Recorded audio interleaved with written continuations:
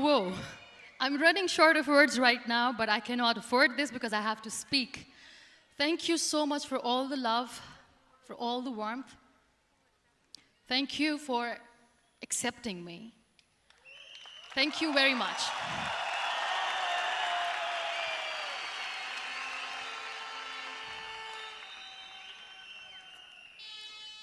Well, I always start my talk with a disclaimer. And that disclaimer is that I've never claimed to be a motivational speaker. Yes, I do speak, but I feel more like a storyteller because wherever I go, I share a story with everyone. Well, it is a story of a woman whose perfectly imperfect life made her who and what she is today. It's the story of a woman who, in pursuit of her dreams and aspirations, made other people realize that if you think that your life is hard and you're giving up on that because you think your life is unfair, think again. Because when you think that way, you are being unfair to your own self. It's the story of a woman who made people realize that sometimes problems are not too big. We are too small because we cannot handle them.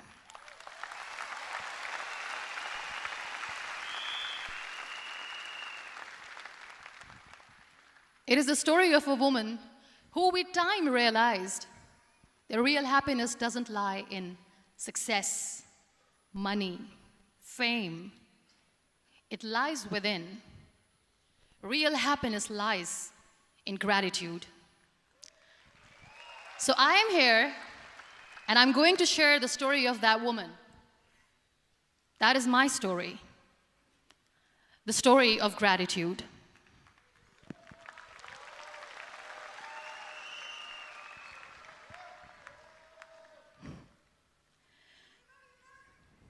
I love you too. I love you all.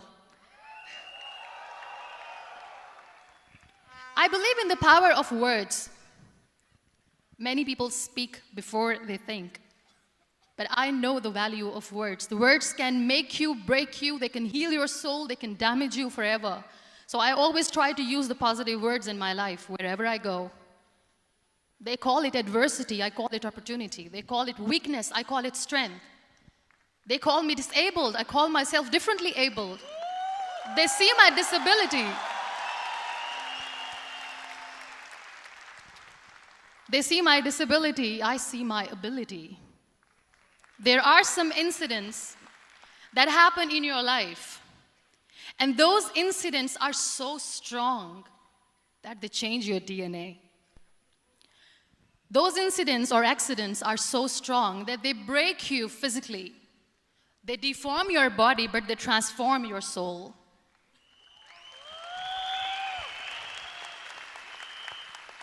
Those incidents break you, deform you, but they mold you into the best version of you. And the same thing happened to me. And I'm going to share what exactly happened to me. I was 18 years old when I got married. And this thing I'm sharing for the very first time on an international level. I was 18 years old when I got married. I belonged to a very conservative family, a Baloch family, where good daughters never say no to their parents. My father wanted me to get married. And all I said was, if that makes you happy, I'll say yes. And of course, it was never a happy marriage. Just about after 2 years of getting married, about 9 years ago, I met a car accident. Somehow my husband fell asleep and the car fell in the ditch.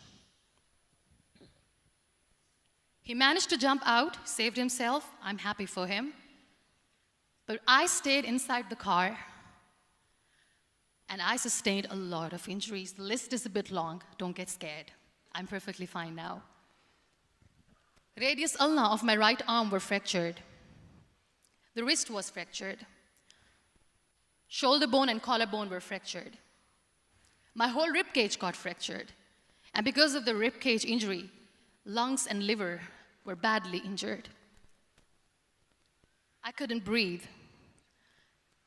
I lost urinary bowel control. That's why I have to wear the bag wherever I go. But that injury that changed me and my life completely as a person and my perception towards living my life was the spine injury. 3 vertebrae of my backbone were completely crushed, and I got paralyzed for the rest of my life. So this accident took place in a far-flung area in the outskirts of a very small province, Balochistan, where there was no first aid, no hospital, no ambulance. I was in the middle of nowhere in that toppled car.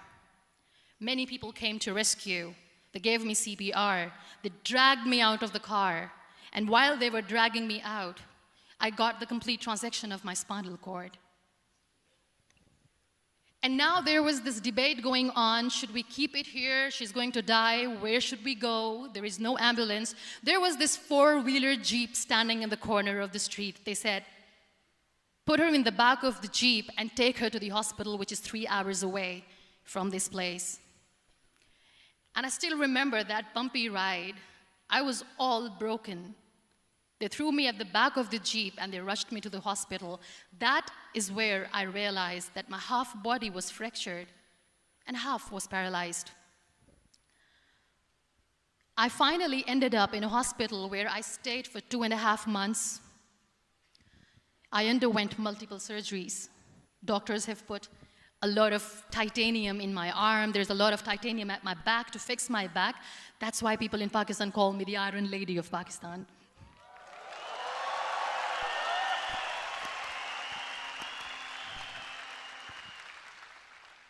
Sometimes I wonder how easy it is for me to describe all this all over again.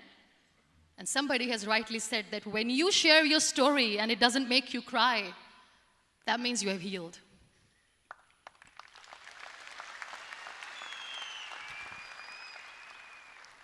Those 2.5 months in the hospital were dreadful.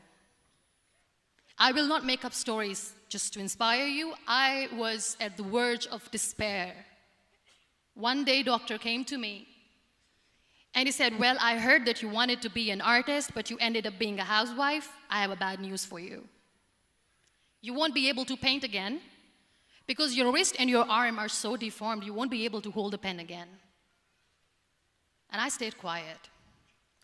Next day, doctor came to me and said, your spine injury is so bad, you won't be able to walk again. I took a deep breath and I said, it's all right. The next day, doctor came to me and said, because of your spine injury and the fixation that you have in your back, you won't be able to give birth to a child again.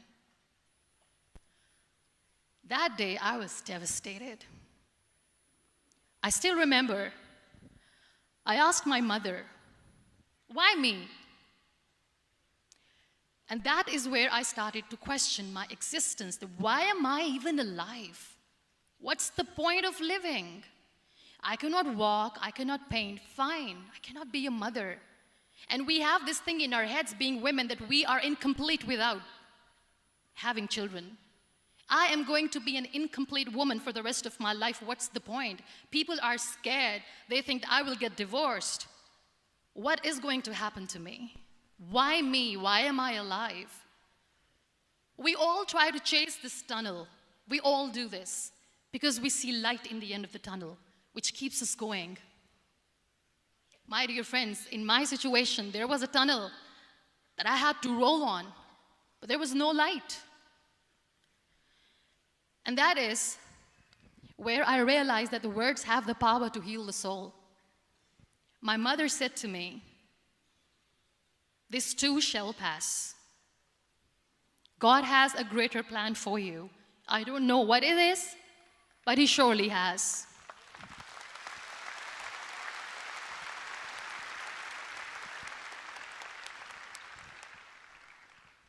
And in all that distress and grief, somehow or the other, those words were so magical that they kept me going.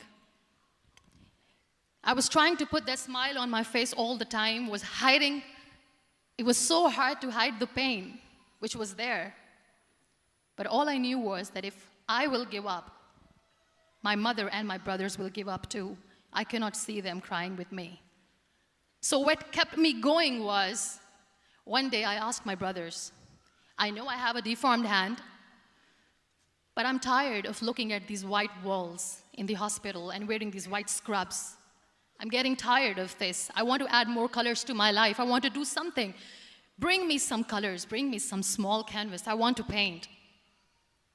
So the very first painting I made was on my deathbed, where I painted for the very first time. It was not just an art piece or just my passion. It was my therapy. What an amazing therapy it was. Without uttering a single word, I could paint my heart out. I could share my story. People used to come and say, what lovely painting, so much color. Nobody could see the grief in it. Only I could. So that's how I spent 2.5 months in my hospital, crying, never complaining or whining, but painting. And then I was discharged, and I went back home. And I went back home, and I realized that I have developed a lot of pressure ulcers on my back and on my hip bone. I was unable to sit. There were a lot of infections in my body, a lot of allergies. So doctors wanted me to lie down on the bed straight for not 6 months, for not 1 year, for 2 years. I was bedridden, confined in that one room, looking outside the window, listening to the birds chirping, and thinking maybe there will be a time when we'll be going out with the family and enjoying the nature. That was the time where I realized how lucky people are, but they don't realize. That is the time where I realized that the day I'm going to sit, I'm going to share this pain with everyone to make them realize how blessed they are, and they don't even consider them lucky. There are always turning points in your life. There was a rebirth day that I celebrated. After 2 years and 2.5 months, when I was able to sit on a wheelchair, that was the day when I had the rebirth. I was a completely different person. I still remember the day I sat on the wheelchair for the first time, knowing that I'm never going to leave this, knowing that I won't be able to walk for the rest of my life. I saw myself in the mirror, and I talked to myself. And I still remember what I said. I cannot wait for a miracle to come and make me walk. I cannot sit in the corner of the room crying, cribbing, and begging for mercy because nobody has time.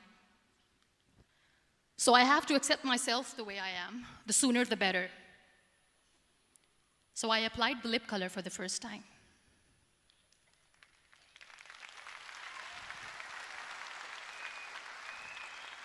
And I erased it. And I cried. And I said, what am I doing? A person on a wheelchair should not do this. What will people say? Clean it up. I put it again. This time I put it for myself. Because I wanted to feel perfect from within.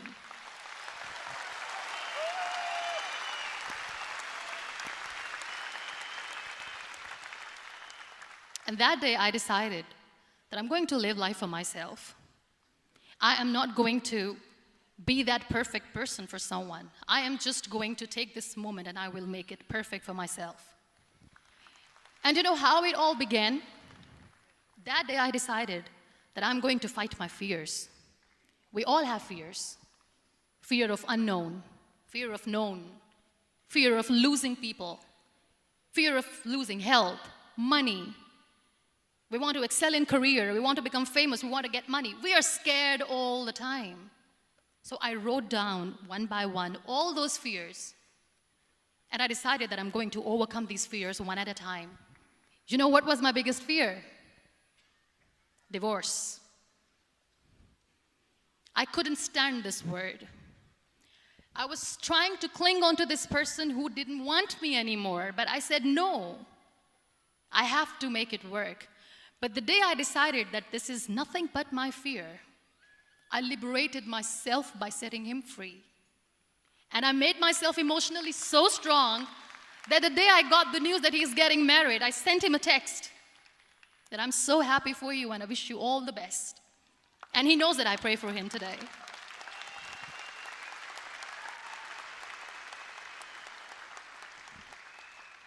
My biggest fear, number 2, was I won't be able to be a mother again. And that was quite devastating for me. But then I realized there are so many children in the world, all they want is acceptance. So there is no point of crying, just go and adopt one. And that's what I did.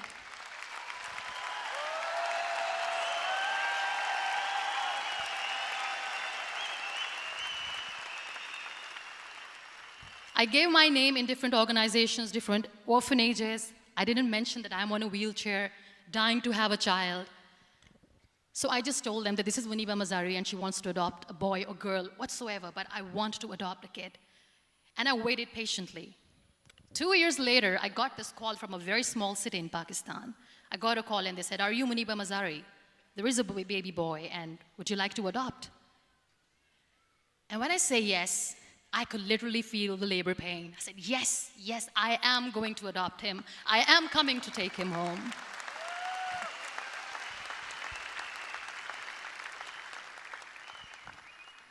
And when I reached there, the man was sitting and he was looking at me from head to toe. And in back of my head, I kept thinking that, oh my God, he is going to say she's on the wheelchair, she doesn't deserve it. How is she going to take care of him? And I looked at him and I said, do not judge me because I'm on the wheelchair. But you know what he said? He said, I know you will be the best mother of this child. You both are lucky to have each other.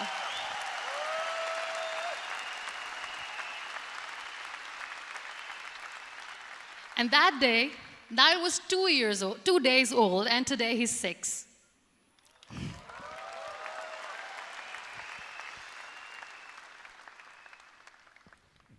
You'll be surprised to know another bigger fear that I had in me. It was facing people. I used to hide myself from people. When I was on bed for 2 years, I used to keep the door closed. I used to pretend that I'm not going to meet anyone, tell them that I'm sleeping. You know why? Because I couldn't stand that sympathy that they had for me. They used to treat me like a patient. When I used to smile, they used to look at me and say that, "You're smiling, are you okay?" I was tired of this question being asked, "Are you sick?" Well, a lady yesterday at the airport asked me, "Are you sick?" And I said, well, besides the spinal cord injury, I'm fine, I guess.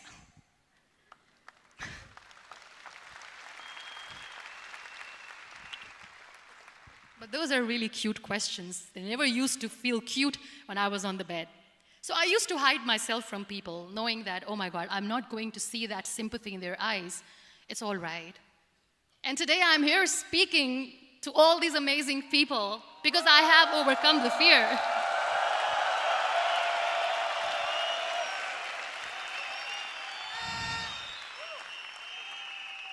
You know, when you end up being on the wheelchair, what's the most painful thing? That's another fear that people on the wheelchair or the people who are differently abled have in their hearts, but they never share. I'll share that with you. The lack of acceptance. People think that they will not be accepted by the people because we, in the world of perfect people, are imperfects. So I decided that instead of starting an NGO for disability awareness, which I know will not help anyone, I started to appear more in public. I started to paint. I always wanted to. I have done a lot of exhibitions. I'm Pakistan's first wheelchair-bound artist. I have done a lot of modeling campaigns, different campaigns for brands like Tony and Guy.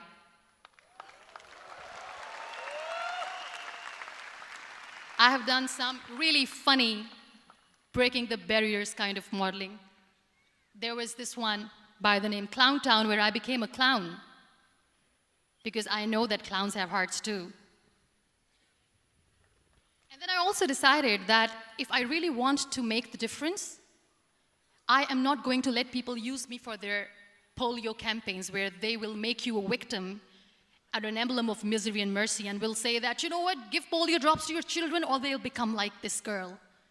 I decided that I'm going to join the national TV of Pakistan as an anchor person.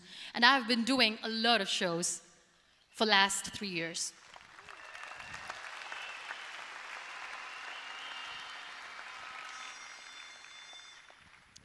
So when you accept yourself the way you are, the world recognizes you. It all starts from within. Thank you. I became the National Goodwill Ambassador for UN Women Pakistan, and now I speak for the rights of women, children. We talk about inclusion, diversity, gender equality, which is a must. I was featured in BBC 100 Women for 2015. I'm one of the Forbes 30 under 30 for 2016. And it all didn't happen alone. You all are thriving in your careers. You have bigger dreams and aspirations in life. Always remember one thing. On the road to success, there is always we, not me. Do not think that you alone can achieve things. No.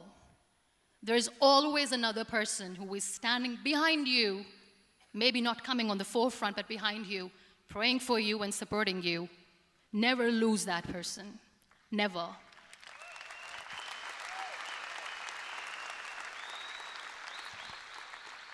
No matter how much I say that I couldn't find a hero, so I became one, I still want to recognize those 3 people in my life who literally changed my life completely, and I get inspiration from them every single day. Waleed Khan. Many people know about the terrorist attacks in Pakistan. We have lost many people. And I'm sharing this with a very heavy heart because we actually have lost a lot of people in this huge turmoil of terrorism. These people are barbarians. They do not see people. They're even worse than animals. They have killed people in mosques. They have killed people in churches, temples, even in schools. There was this terrorist attack in Army Public School, Peshawar, where these terrorists entered in an examination hall and they killed our children. And in that attack, that day, this beautiful boy, Waleed Khan, who was my hero, my real life hero, was the proctor who was taking care of the students, was keeping an eye on the students. Those barbarians shot him 3 times in the face, 5 times on his body, and he fell down. I was asked to give a talk in the school after a week of that terrorist attack. With a very heavy heart, I went there and I spoke. We sang a few national songs. I thought that maybe I've done my part, but deep inside, it was killing me. I could see children injured. I could see children sitting on the wheelchairs, looking at me, wondering, what next? What was our fault? Just because we were here to give examination, we have been shot. So many people, so many children lost their friends. Their classrooms were empty. The next day they went to the classroom. So this kid, Waleed Khan, I was asked that he is in a hospital right now, and you have to go and see him and motivate him and tell him that it's going to be okay. And when I saw Waleed Khan coming on the wheelchair for the first time in front of me, face was all deformed. His leg was fractured, his arm was fractured. He couldn't talk, he lost his teeth. He cannot sneeze, he cannot smell. He cannot eat. And I kept thinking, what should I say? That everything is going to be all right? No, nothing is all right. And while I was juggling with the words, what to say, what not to say, this beautiful child, Waleed Khan, came to me and he said, "Are you Muniba Mazari?" I said, "Yes." He said, "Baji, let's take a selfie."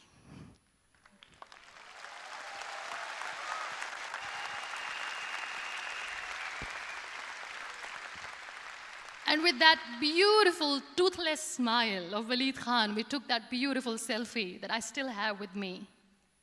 I don't share that here because he was in a very bad shape that time. And that is where I realized that when I was thinking too much about his deformities, he's happy with himself. He doesn't even care.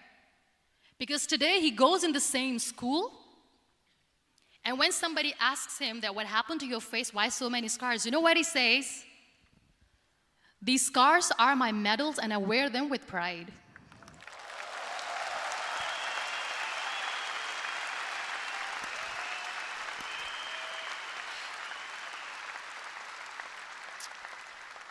And how beautifully he says the terrorists wanted me not to study. I am going to study. I will become a doctor one day.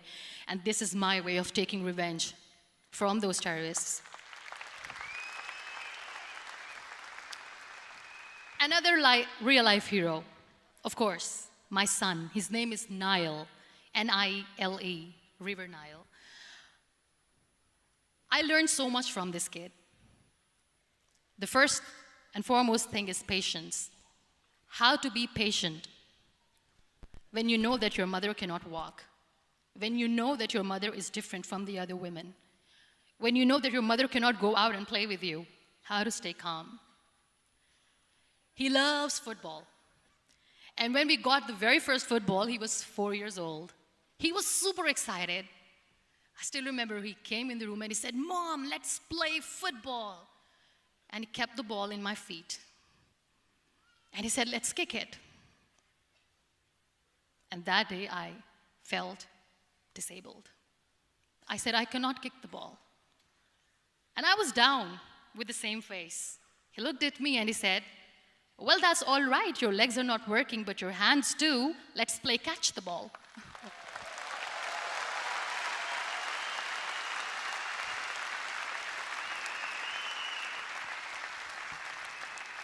You know what, that day he made me realize that when you think your glass is half empty, come on, your glass is half full. It's all in here and here.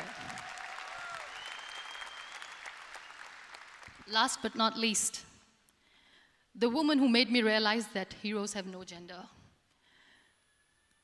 The woman who believed in me even when I was completely at the verge of despair, where everybody left, she was there. And every time I looked at her, without saying anything, she used to look at me and said, "This too shall pass. God has a bigger plan. And one day you will say that, oh my God, that is why God has chosen me." She never cried in front of me. She has always said that there will be haters, there will be naysayers, there will be disbelievers, and then there will be you proving them wrong. My mother.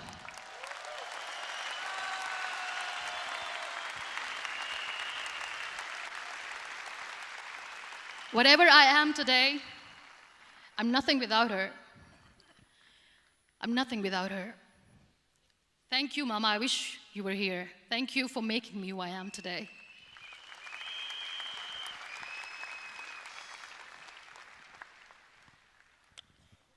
You know what? We human beings have a problem.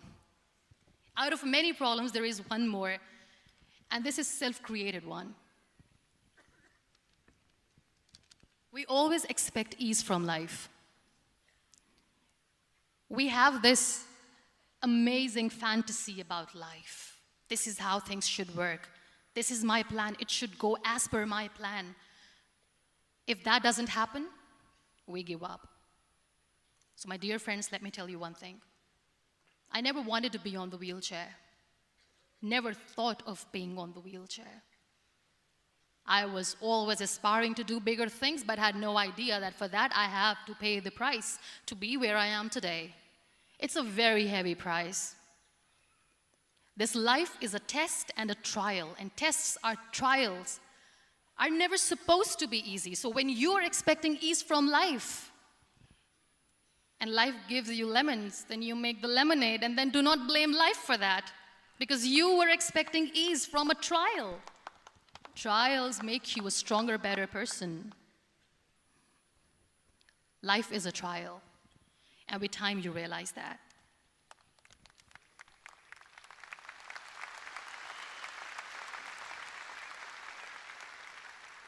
It is okay to be scared. It is okay to cry. Everything is okay, but giving up should not be an option.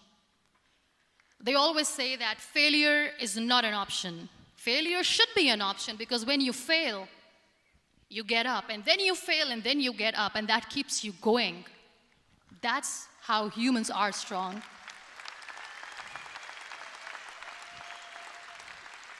Failure is an option, should be an option, but giving up is not. Never. We have this thing in minds. We call it perfection.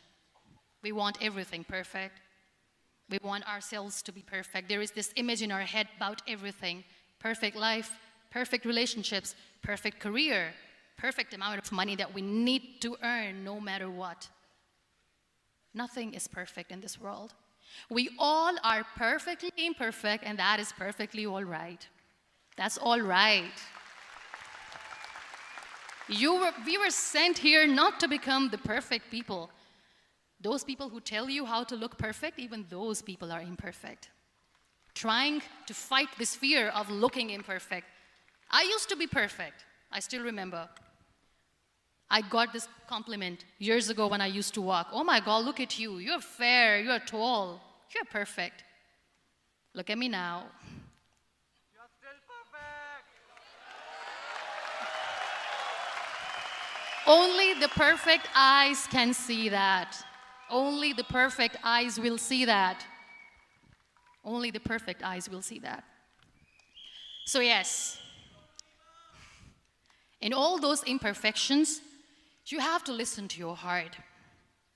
You don't have to look good for people. You don't have to be perfect just because other people want you to be perfect. If your soul is perfect from within, that's all right. This is all what you want. This is all what you need to be.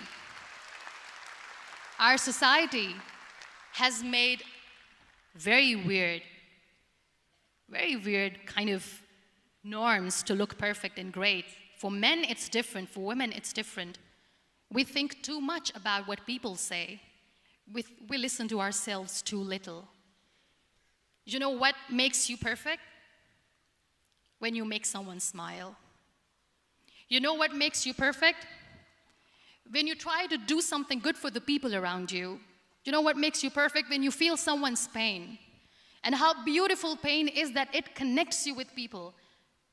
No other medium can connect you with others but pain. That's why I always say that I'm in pain, and that's a blessing in disguise for me. Today, just because I'm in pain and I'm on the wheelchair, I work for children. Being the head of CSR for a company, we conduct medical camps in far-flung areas of Pakistan where so many kids die because they don't have medical facilities. And I personally believe just because they cannot afford to live doesn't mean we'll let them die. So we give them money, we give them medical treatment, we try to heal their wounds, physical and emotional. And I also work for the beautiful people. We call them third gender, the transgender community of Pakistan. You know what connects me with them? All my imperfections. When I go and I hug them, they never judge me. And this very good friend of mine, her name is Bijli. Bijli means electricity. She calls herself electricity. And I said, are you electricity? She says, no, I'm lightning. I'm as strong as lightning. Because we have very bad power outage, so she doesn't want me to call her electricity. So she says, I am very strong. I'm thunder, I'm lightning. She came to me, and the first time I hugged her, she said, you are just like me. And I said, yes, I am like you. Because to people, we are so imperfect. So how beautiful these imperfections are, that because of these imperfections you can connect with people. Then why are we all running after being perfect? What's the point?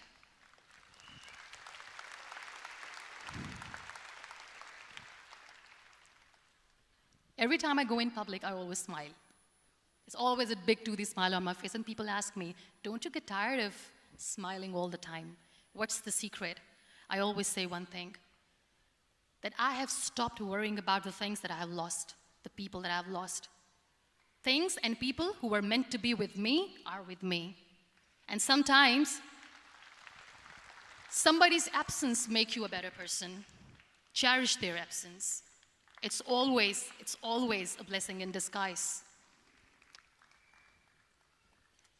I always say that people are so lucky they don't even realize. You must be thinking, okay, you're lucky in what sense? Well, the breath that you just took was a blessing. Embrace it.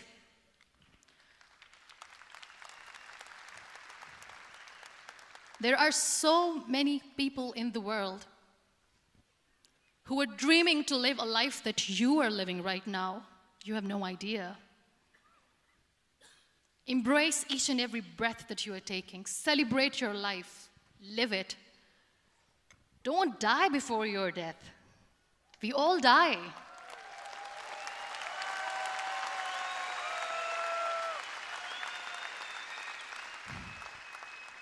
We live this one routine of a day for 75 years and we call it life.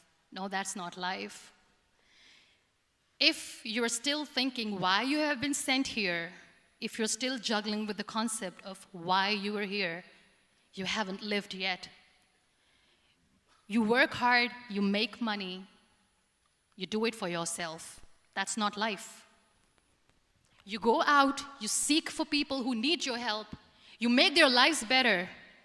You become that sponge which can absorb all the negativity, and you become that person who can emit beautiful, positive vibes. And when you realize that you have changed someone's life, and because of you, this person didn't give up, that is the day when you live. Always.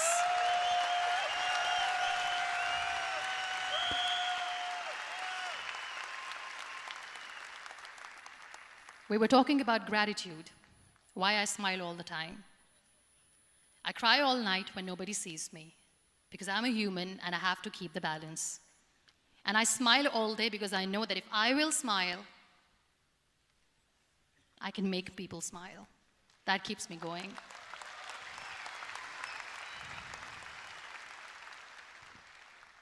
Be grateful for what you have, and you will always, always end up having more.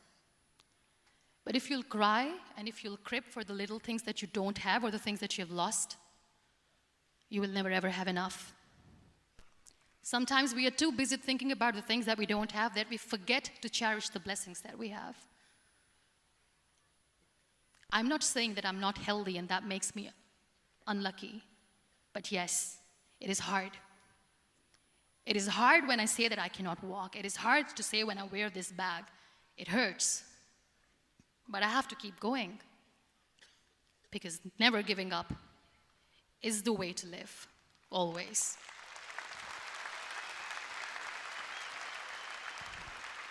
So I'll end my talk on a very short note. Live your life fully. Accept yourself the way you are. Be kind to yourself. Be kind to yourself. I'll repeat, be kind to yourself, and only then you can be kind to others. Love yourself and spread that love. Life will be hard. There will be turmoils, there will be trials, but that will only make you stronger.